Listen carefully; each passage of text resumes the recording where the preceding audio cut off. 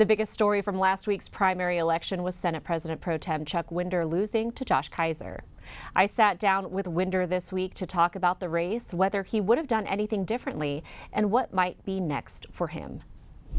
Thanks so much for joining us this week. Were you surprised at the primary results? Yeah, I was.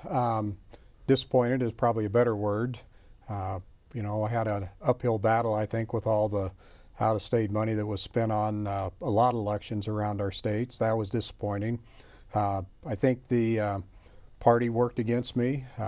They helped my opponent. My opponent didn't really have much of a campaign, but it was kind of an anti-Winder vote, I think, that played out in it. We had a low turnout in the primary, and as a result, the voters have spoken, and we have a new member of the Senate starting the 1st of December. You have a few new members of the Senate starting in December. There were a lot of negative campaigns all around the state, and a lot of them weren't successful. Yours was different. What were some other factors that you think contributed to your loss? I think the redistricting, you know, the last 2 years ago when I ran, I won, I think, by about 800 votes. The makeup of my district was a lot of really new people, a lot of people that had moved here. As I went from door to door, they'd been here for maybe 2, 3, 4 years and moved here from California or Oregon, Washington. They didn't know me from Adam, so I think they were more open to hear the negative things and say, oh, he's been there too long, and kind of that, you know, get the incumbents out. And so I think that was part of it. And I ended up losing, I think, by 280 votes or so. But I think that played a big part in it. It was just all the new people in the district that don't know me from Adam. Over the past few years, you've had some pretty public fights with members of the Freedom Caucus and other more conservative members of the Senate. Would you have done anything differently?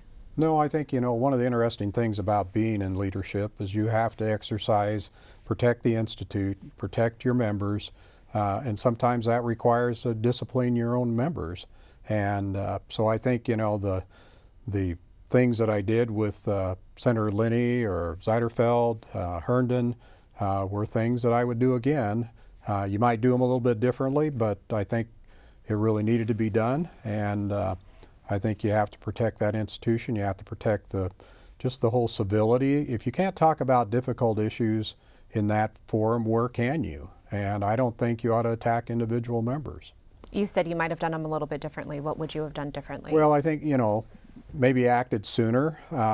There were discussions during the session, but once we were in the interim, it was more difficult to communicate directly face to face. So I think, you know, if timing had been a little different, I probably would have sat them down and just said, hey, here's what we're going to do, and rather than just, you know, sending a letter to them in the interim.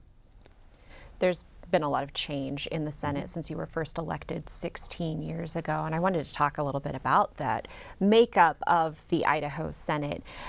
When you were first elected and when I first started covering the Senate, it wasn't uncommon to have members who had been serving for 20, 30 years. You're the most senior member of the Senate now at 16 years, and that's going to change. I think the most senior member will have been there for 12 years at this point after December. How does that change how the body operates? Well, I think, you know, the good thing is there's still really good people there. I think there's an opportunity for, you know, the caucus to come together and elect some experience. And that's, you know, hopefully what they'll do, because I think in order to do the job of majority leader or pro tem, you have to have some experience. You have to have served in other roles of leadership. You have to understand the rules. You have to understand the precedents. You have to understand kind of the institution itself. And I think, you know, when you're in those roles, you better have people with experience. Or if you don't, then I think it's going to be a, you know, Wild West show, perhaps even like the House has been for many years. And at the same time, a lot of voters have a lot of distaste for the idea of career politicians. We saw that pop up during the election. We've had conversations about term limits for decades in this country and in this state.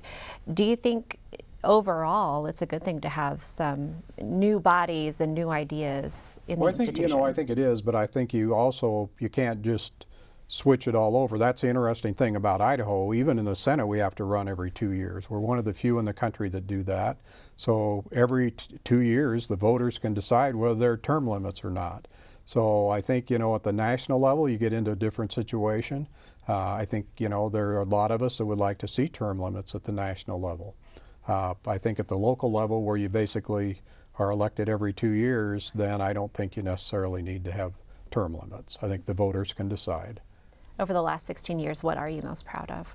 I think just my involvement in, you know, helping my constituents with, you know, issues with health and welfare, with, you know, whatever the issue might be, just, you know, the Department of Transportation, dealing with, you know, issues that help constituents. But I think in the long run, the things I've done with education, the things I've done in transportation, the things I've done with some of the social issues and protecting life in our state, I think those are all things that I look back on and say, hey, you know, you did a good job, you did the best you could at the time, and you accomplished a lot. I think, you know, supporting the Garvey program in transportation saved literally hundreds of lives around our state.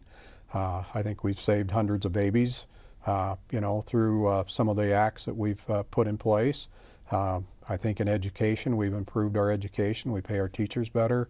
We're trying to put more emphasis on, you know, the quality of education and outcome,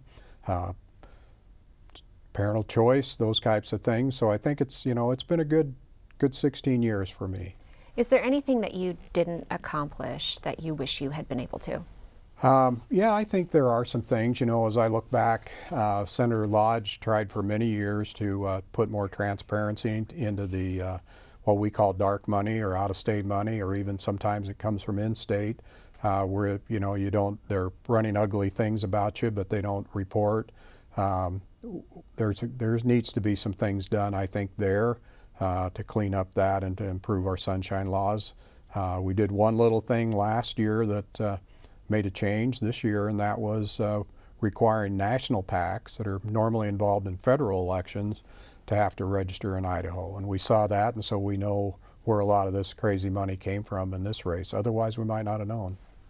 I know a lot of times that folks who are in the legislature or in elected office have to be careful about what they say about issues that are in front of them or bills that have just passed, whether it's because you have to continue working with your colleagues or because you have an election up. You don't have to worry about that as much anymore. Is there anything you'd like to say, you know what, I told you so? I don't know. I mean, the most recent thing probably is the ITD campus sale.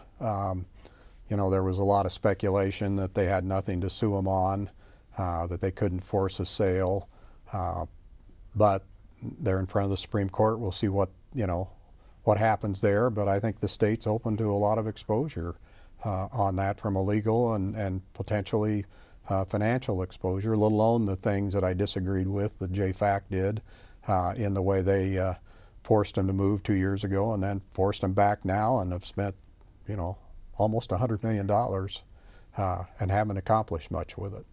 What's next for you? You know, I don't know.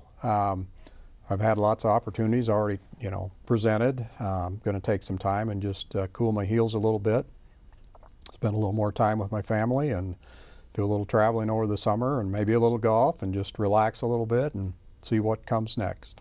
All right, Senate President Pro Tem Chuck Winder, thanks so much for joining us. You're welcome. Thank you for having me.